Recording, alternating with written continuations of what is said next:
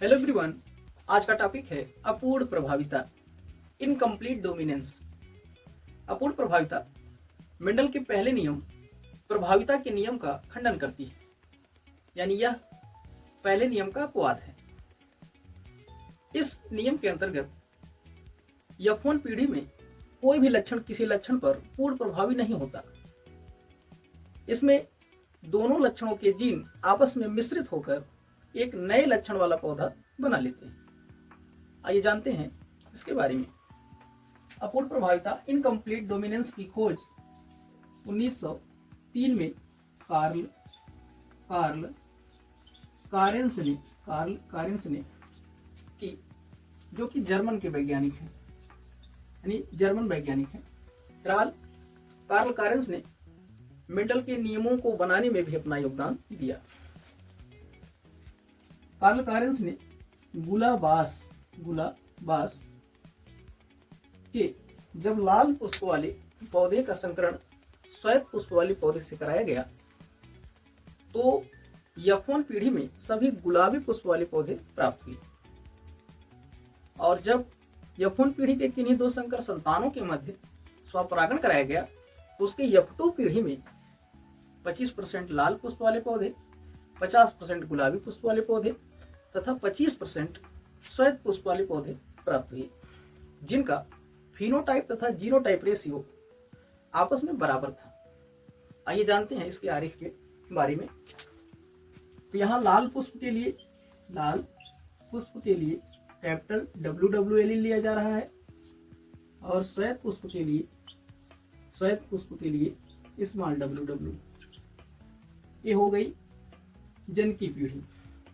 अब ये कि एक युग्मक को पृथक्कृत कर लेते हैं कुछ इस प्रकार, और जब इनका आपस में संलयन होगा तो कैपिटल W स्मॉल w, यानी F1 पीढ़ी में सभी संकर संतानें आएंगी, जिसकी संख्या 4 होगी, और इसका रंग गुलाबी होगा, गुलाबी पुष्प वाले पादप।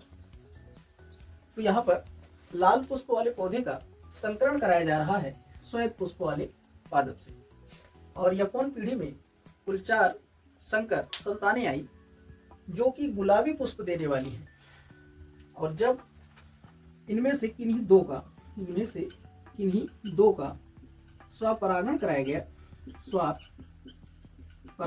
गया, तो उनके F2 पीढ़ी में कुछ इस प्रकार पादप प्राप्त हुई। सबसे पहले इसका करते हैं, तो यहाँ से W, यहाँ से कैपिटल, तो कैपिटल W, ये हो गया लाल पुष्प वाले पादप, इसकी संख्या आई 1। अब यहाँ से इसको मिलाते हैं, इससे हो गया capital W small w। Capital W small w को गुलाबी माना गया है, ये हो गया गुलाबी पुष्प वाले पादप। इसकी संख्या 2 आएगी, क्योंकि यहाँ से भी इसको करना है। हो गया कैपिटल W स्मॉल w, ये दोनों है। और लास्ट में आया स्मॉल w, जो कि श्वेत पुष्प वाले पादप। ये हो गई F2 पीढ़ी में एक लाल पुष्प वाले पादप, एक और 2 गुलाबी पुष्प वाले पादप, और एक श्वेत पुष्प वाले पादप हैं। यानी इनका जो जीनोटाइप और फिनोटाइप रेशियो आएगा, फिनोटाइप रेशियो आएगा, वो आपस में बराबर होगा, 1:2:1। इसी को आप अगर 100 में देखें तो 25:50:25, या इसी को आप परसेंटेज में लिख सकते हैं, 25%, 50% और 25%।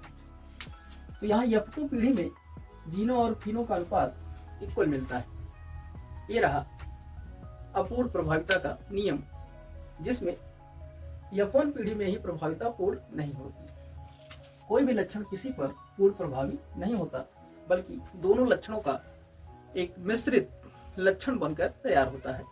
क्योंकि अगर देखा जाए सामान्यतः, तो लाल में अगर श्वेत मिलाते हैं तो गुलाबी कलर तैयार होता है। जबकि यहाँ पर लाल पुष्प वाली जीन श्वेत पुष्प वाले जीन से मिले और गुलाबी पुष्प वाले जीन में कन्वर्ट हो गए।